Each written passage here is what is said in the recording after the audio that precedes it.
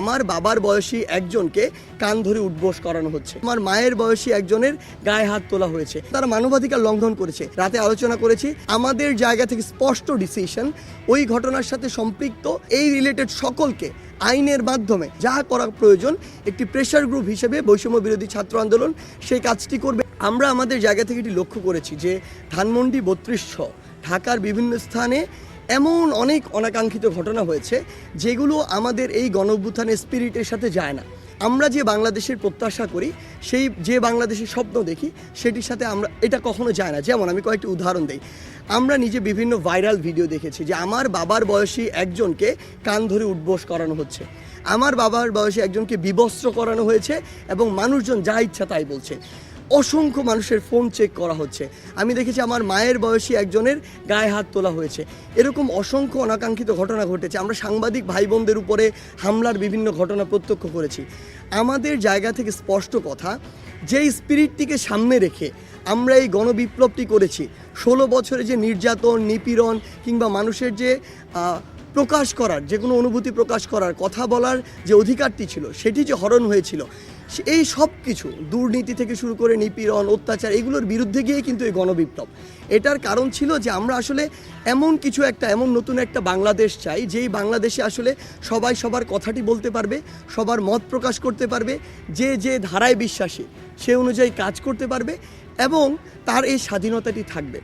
আমরা আওয়ামী লীগের সময় বিগত 16 বছরে যে বিষয়গুলো দেখেছি, যে আপনি আওয়ামী লীগ ছাড়া অন্য যে কোনো দল যদি করতেন, আপনাকে মামলা দিয়ে হয়রানি করা হয়েছে, কিংবা আপনাকে একটি মিটিং করতে দেওয়া হয় নাই, আপনাকে জেলে কিংবা আদালতে চক্কর কাটতে হয়েছে।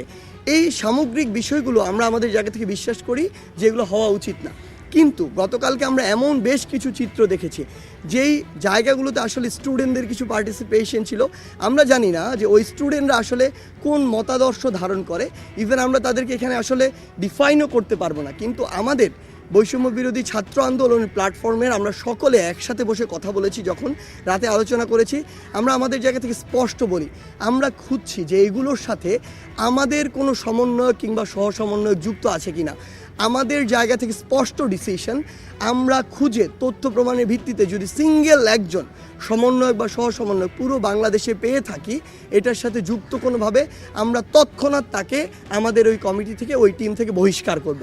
এটা আমাদের প্রথম ডিসিশন।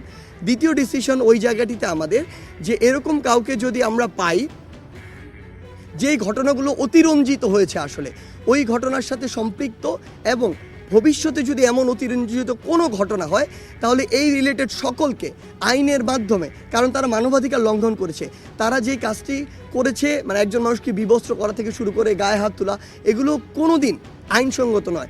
সেই জায়গা থেকে তাদের আইনগত ব্যবস্থা নেওয়ার জন্য যা করা প্রয়োজন একটি প্রেশার গ্রুপ হিসেবে বৈষম্য বিরোধী ছাত্র আন্দোলন সেই কাজটি করবে। এবং আমাদের যেমন 2 জন ছাত্র প্রতিনিধি আসলে অন্তর্বর্তীকালীন সরকারে রয়েছে, সেই জায়গাতেও তাদের মাধ্যমে যেভাবে বিচার নিশ্চিত করা যায় আমরা সেই কাজটি করব।